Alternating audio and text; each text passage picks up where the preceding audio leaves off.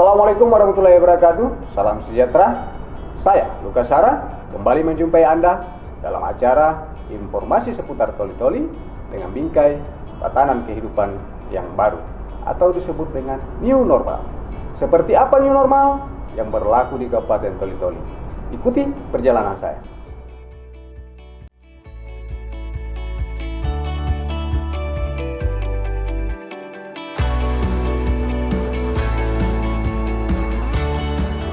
Selamat siang, saudara. Sekarang saya berada di kantor Polisi Pamong Praja Kabupaten Toli-Toli. Di samping saya sudah bersama dengan Bapak Kasat Pol PP Kabupaten Toli-Toli. Kami akan berbincang terkait new normal yang diterapkan di Kabupaten Toli-Toli. Assalamualaikum Pak Kasat. Waalaikumsalam warahmatullahi wabarakatuh. Ya, jadi dari penerapan new normal yang diberlakukan di Toli-Toli, langkah-langkah apa yang Bapak lakukan untuk masyarakat atau pada Pol PP sendiri? Ya, kami dari Satuan Polisi Pamong Praja dengan kebijakan pemerintah daerah maupun pemerintah pusat bahwa kita sekarang masuk pada new normal atau normal baru. Kami dari Satuan Polisi Pamong Praja melakukan langkah-langkah pertama, mengedukasi masyarakat tentang 3 hal.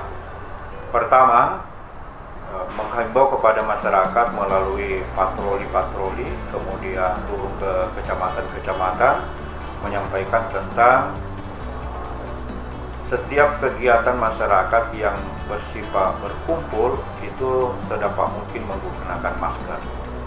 Yang kedua, kami juga himbau kepada masyarakat agar setiap selesai melaksanakan aktivitas sering-sering melaksanakan cuci tangan. Dan yang ketiga, juga kita himbau kepada masyarakat agar selalu taat untuk hidup sehat dan bersih atau PHBS. Itu akan kita himbau kepada masyarakat. Dengan demikian, maka new normal itu bisa kita jalani dengan baik, hidup produktif berdampingan dengan COVID-19. Ya. Jika Bapak sebagai Kasat Polisi Pamong Praja Kabupaten Toli-Toli melihat keseharian masyarakat di Kabupaten Toli-Toli, apakah sudah menerapkan protokol kesehatan yang baik? Secara umum, kalau saya melihat bahwa masyarakat ada yang sudah menjalankan protokol kesehatan itu dengan baik, dan juga masih ada masyarakat yang belum menjalankan sepenuhnya protokol kesehatan itu. Oleh karenanya, kita punya kewajiban secara bersama-sama untuk menghimbau kepada masyarakat dan membimbing masyarakat agar mentaati protokol kesehatan itu dengan cara menggunakan masker, sering cuci tangan, PHBS, pola hidup bersih dan sehat itu. Nah, itu yang kita punya harapan kepada masyarakat.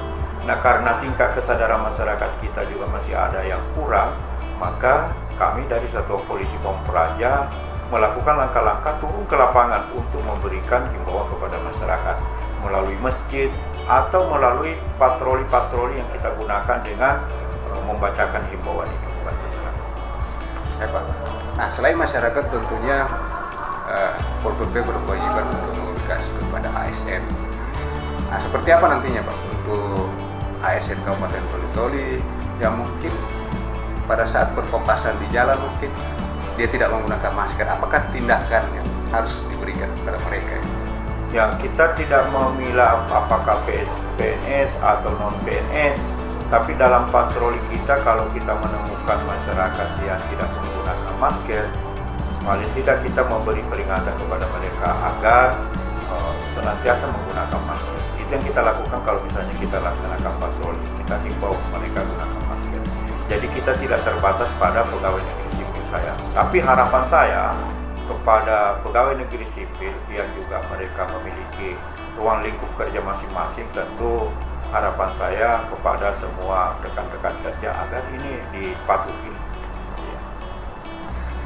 Oke, Pak. Jadi di masa pandemi dan tatanan normal baru, ini pemerintah pusat juga bahkan secara nasional akan mengadakan pemilihan kepala daerah secara serentak di tanggal 9 nanti, Pak. Apakah ada trik-trik yang akan dilakukan untuk mengajak masyarakat dalam berpartisipasi untuk memilih kepala daerah? Karena terus terang Pak, untuk saat sekarang masyarakat bahkan mungkin mereka berpikir bahwa berbahayalah mereka akan ke TPS untuk datang memilih. Mungkin ada himbauan dari Bapak untuk masyarakat agar bisa datang ke TPS untuk memilih. Ya, berkaitan dengan pelaksanaan pemilu kada serentak nanti pada tanggal 9 Desember hari Rabu, kami secara organisasi kelembagaan memang juga diberi tanggung jawab di dalam pelaksanaan pemilu kada itu, termasuk di dalamnya kami menyiapkan anggota Limas untuk pengamanan TPS. Juga kami diberi tanggung jawab untuk penurunan alat peraga kampanye. Oleh karena itu, kalau ditanya apakah ada tips untuk bisa mengajak masyarakat dengan ketakutan yang ada sekarang ini agar tidak terkena virus corona, saya ingin sampaikan kepada masyarakat bahwa pemerintah sekarang dalam hal ini melalui KPU telah menyiapkan berbagai alternatif untuk bisa melaksanakan pemilu kada ini dengan cara aman dari penyebaran virus corona. Dan itu sudah dibuat segmennya. Dan kami juga sudah meneruskan informasi-informasi ini kepada masyarakat. Jangan takut ke TPS. Teknis dan pemilihannya nanti pun sudah berbeda dengan sebelumnya di masa pandemi ini. Tentu ini diantisipasi oleh pemerintah. Nah, tips saya ya masyarakat tidak perlu khawatir, tidak perlu ragu, karena pemerintah akan menyiapkan dan kita juga mengedukasi masyarakat untuk bisa memahami tentang protokol kesehatan itu sendiri. Kira-kira. Jadi tidak perlu takut lagi ke TPS Pak?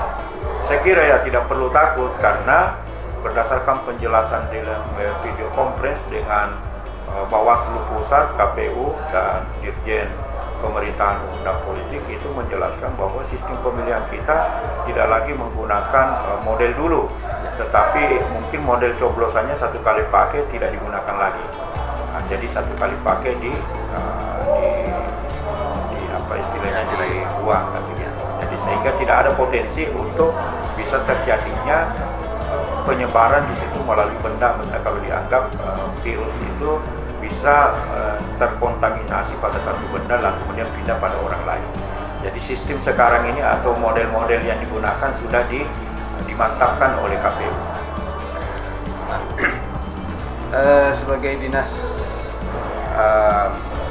atau badan penegak perda di Kabupaten Tujoli, apakah diberikan tanggung jawab juga Pak dari pemerintah untuk pengawasan pada ASN yang ikut serta dalam politik ini? Kalau secara langsung diberi tanggung jawab kepada Satuan Polisi Pampraja mengawasi PNS, saya kira tidak, karena itu memiliki bagian tersendiri. PNS itu memiliki aturan tersendiri untuk penegakan terkait dengan kode etik ataupun misalnya terkait dengan masalah undang-undang pemilu. Jadi kalau misalnya penegakannya itu ada pada ranah lain. Kalau kami khusus penegakan perda, jadi kita tidak terlibat di dalam hal penegakan itu. Tapi kalau misalnya itu dalam tim, Pol PP masuk dalam tim untuk kode etik pegawai negeri sipil. Cukup jelas Pak. Terima kasih banyak atas penjelasannya. Ya, terima kasih atas kunjungannya ke Satuan Polisi Pampraja untuk bisa memberikan keterangan terkait dengan tugas Pomodam.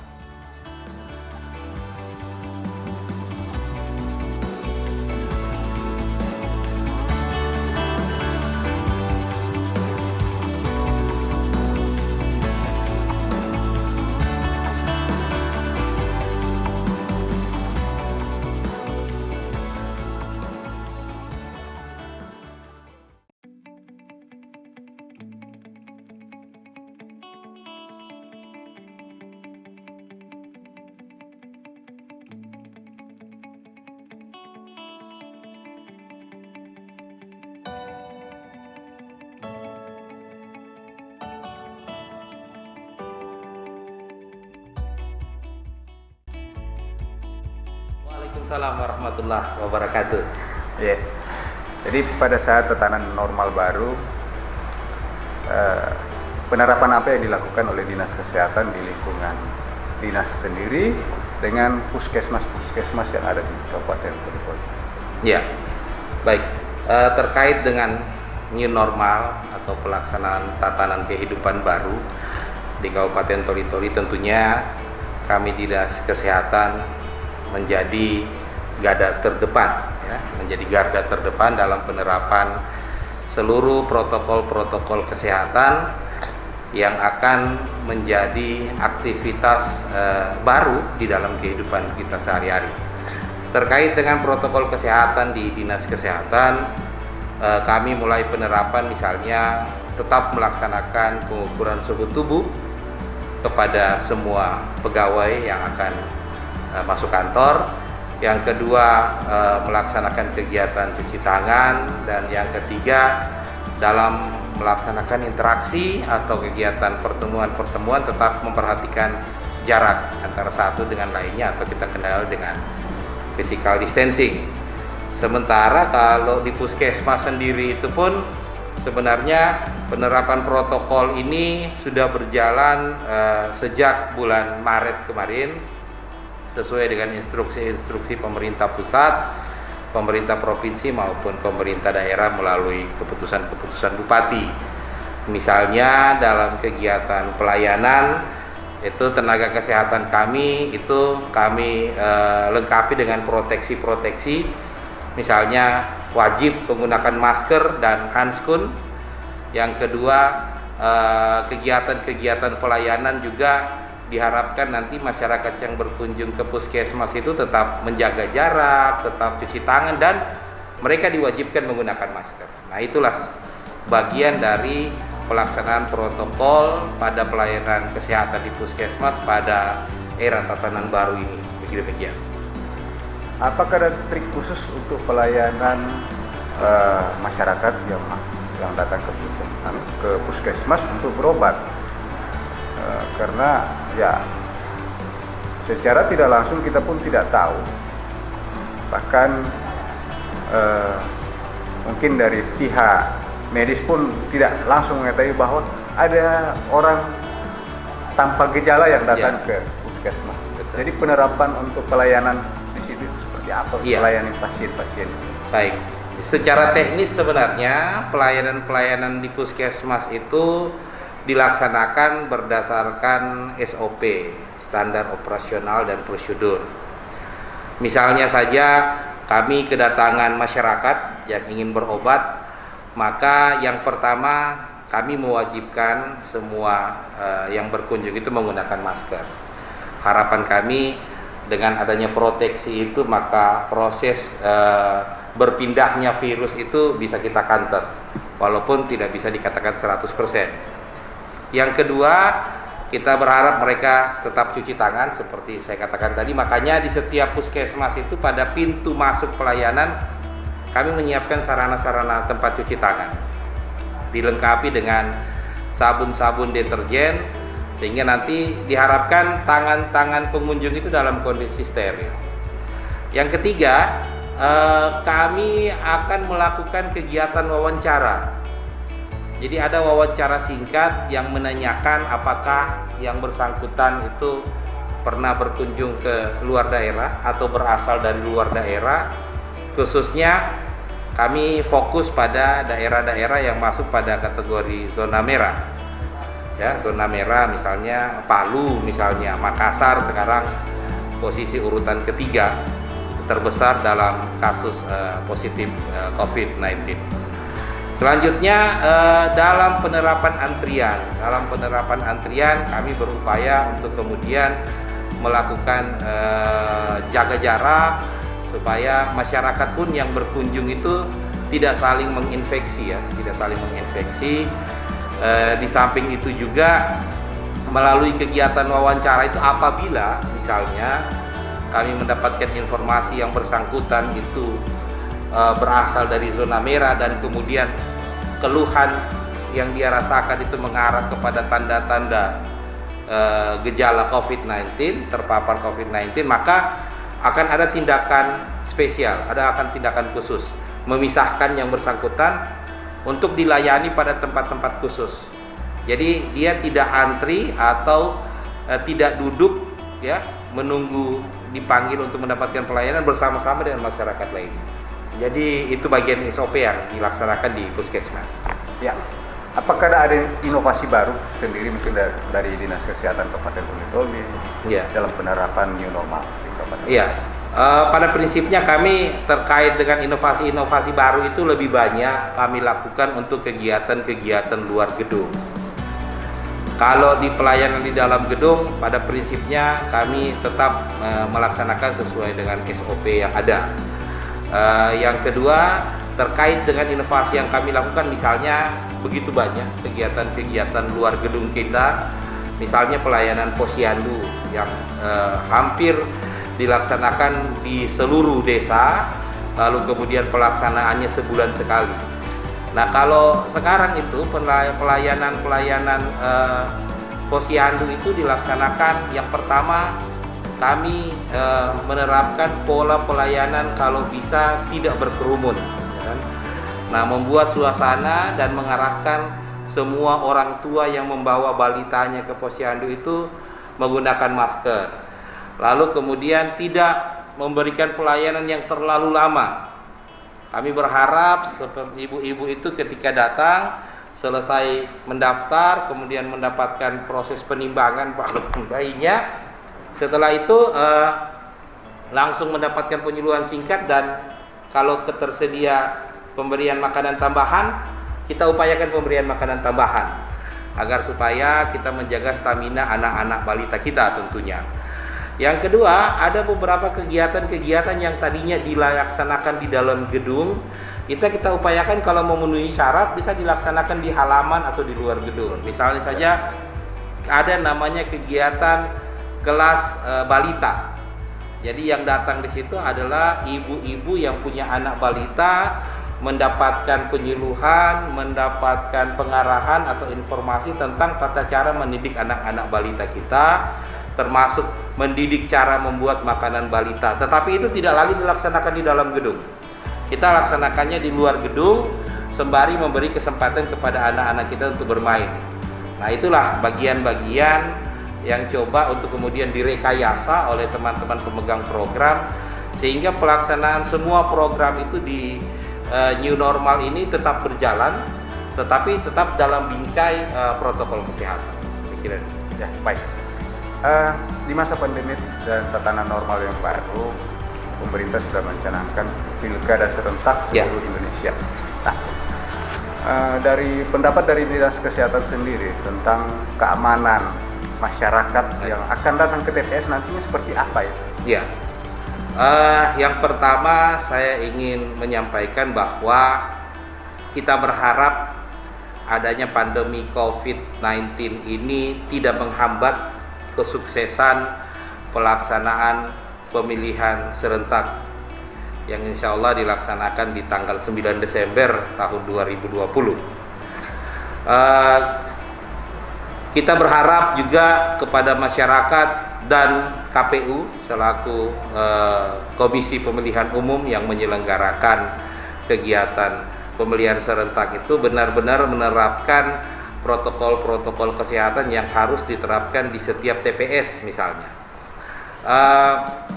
Saran kami yang pertama tentunya setiap pemilih tidak perlu takut, ya, tidak perlu takut menuju ke TPS. Yang diharapkan beliau tetap punya orang-orang tersebut, masyarakat kita yang masuk dalam daftar wajib pilih itu tetap punya semangat untuk menuju ke TPS dalam rangka menyalurkan hak suaranya. Tetapi harus tetap menerapkan protokol kesehatan, misalnya menggunakan masker, ya, tetap jaga jarak dan melaksanakan kegiatan cuci tangan. Tidak perlu kemudian membangun komunikasi dengan orang lain yang terlalu intensif. Saya kira seperti itu. Jadi tujuan kita ke sana itu adalah menyalurkan hak suara kita, melakukan pencoblosan. Buat KPU saya kira kami sudah beberapa kali rapat dengan Komisi Pemilihan Umum terkait dengan pelaksanaan pelaksanaan pemilihan serentak yang dibingkai dalam proses protokol kesehatan. Itu KPU sudah berharap, nanti kami juga berharap bahwa semua petugas baik yang akan bertugas di kecamatan, PPK maupun PPS itu panitia pemungutan suara itu tetap menerapkan protokol kesehatan. Beberapa saran kami itu misalnya, yang pertama, seluruh petugas yang bertugas di TPS itu tidak hanya dilengkapi oleh masker, tapi kalau boleh dilengkapi dengan pelindung wajah, face shield, ya, face shieldnya itu karena masih misalnya 6 sampai 9 jam ke depan itu kemungkinan akan terus berada dalam kerumunan orang begitu. Yang kedua, sering-seringlah mencuci tangan, ya, karena dalam kegiatan berinteraksi, menyerahkan kartu suara, melakukan perhitungan suara, melakukan bimbingan terhadap masyarakat yang akan melakukan pencoblosan, kemungkinan peluang terjadi kontak dengan orang lain. Nah, itu makanya diharapkan semua petugas itu bisa mengantongi hand sanitizer. Jadi cairan pembersih tangan dalam bentuk cairan yang mengandung alkohol, sehingga petugas ini bisa kemudian sesering mungkin membasuh tangannya dengan desinfektan atau cairan hand sanitizer. Yang ketiga, terkait dengan penggunaan alat bantu dalam kegiatan pencoblosan. Kalau dulu kita sering ya menggunakan alat bantu paku. Ya. Kami menyarankan, dan alhamdulillah ini sudah memang menjadi perencanaan dari KPU mulai dari pusat sampai ke daerah mungkin, bahwa ke depan itu tidak lagi menggunakan paku. Menggunakan alat yang sekali pakai langsung bisa dibuang. Misalnya ada tusuk sate atau tusuk gigi misalnya yang disiapkan oleh KPU. Jadi para pemilih itu, masyarakat yang akan mencoblos kertas suara itu dibekali masing-masing dengan satu. Setelah mencoblos disiapkan tempat sampah, itu tempat dia membuang alat pencoblosan tadi, tusuk gigi atau tusuk sate tadi. Nah, yang ketiga, kami menyarankan juga supaya mungkin bisa lebih protektif, mungkin di meja-meja petugas itu dipasangkan semacam plastik, tirai plastik yang itu juga bisa melindungi petugas. Kami berharap tentunya petugas kita itu bertugas dalam kondisi yang baik, tidak kemudian malah menjadi korban terpapar. Karena sampai hari ini saya ingin sampaikan bahwa penanganan pandemi COVID ini terus berlangsung dan belum ada kata selesai. Artinya proses berkembangnya wabah virus corona ini masih terus berlangsung, walaupun sekarang dalam skala yang bisa dikendalikan. Cuman tidak ada yang bisa menjamin bahwa virus ini sudah bisa kita tangani secara menyeluruh. Nah, jadi tetap proses-proses pengendalian terhadap kegiatan bermasyarakat atau melaksanakan kegiatan-kegiatan pemerintah itu tetap memperhatikan protokol-protokol kesehatan. Saya kira seperti itu. Pada saat pilkada serentak nanti di TPS, apakah ada petugas kesehatan yang akan di TPS juga nantinya, Pak? Baik, ini sementara kami bicarakan dan persiapkan. Yang jelas, yang pertama yang ingin kami sampaikan bahwa dukungan Dinas Kesehatan terhadap pelaksanaan kegiatan pemilihan serentak pada tanggal 9 Desember itu sudah kami jalin bersama KPU sejak 3 atau 4 minggu yang lalu. Kegiatan-kegiatan pemeriksaan kesehatan itu sudah dilayani oleh Puskesmas bagi petugas-petugas yang baik yang akan bekerja di desa maupun yang akan bekerja di kecamatan. Selanjutnya dalam waktu dekat kami juga akan melayani pemeriksaan rapid test, direncanakan pemeriksaan rapid test kepada PPDP, petugas-petugas PPDP ya. Nah itu kami sudah persiapkan tenaga kami apabila misalnya KPU meminta untuk mendapatkan pelayanan pemeriksaan rapid, maka teman-teman di Puskesmas insya Allah siap akan melayani mereka. Yang ketiga, terkait dengan petugas yang akan di-standby-kan untuk bertugas di TPS, itu sedang kami bicarakan dan rencanakan. Kami harus mengetahui dulu posisi-posisi TPS, dan kalau saya tidak salah ada sekitar 500 TPS yang disiapkan oleh KPU untuk tempat pencoblosan. Berarti paling tidak antara 500 sampai dengan 1000 tenaga kami yang akan kami siapkan untuk mengawal atau menjadi tenaga kesehatan yang standby di TPS. Saya kira pada prinsipnya kami siap untuk melaksanakan itu, tinggal kemudian menunggu secara teknis mekanisme apa yang perlu dilakukan dalam penyiapan tenaga kesehatan yang bertugas di TPS.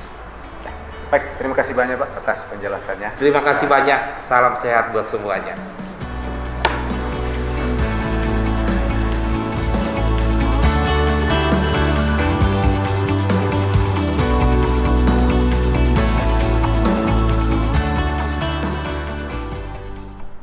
Orari lokal Toli-Toli bersama dengan para pengguna frekuensi di Kabupaten Toli-Toli ikut serta dalam bakti sosial di Desa Sabang Tete. Berikut tayangannya sekaligus menutup jumpa kita pada hari ini. Saya Lukas Sara bersama dengan kerabat kerja yang bertugas mohon undur diri. Ikuti protokol kesehatan. Gunakan masker, jaga jarak, dan selalu cuci tangan. Kita bisa, kita mandiri. Assalamualaikum warahmatullahi wabarakatuh.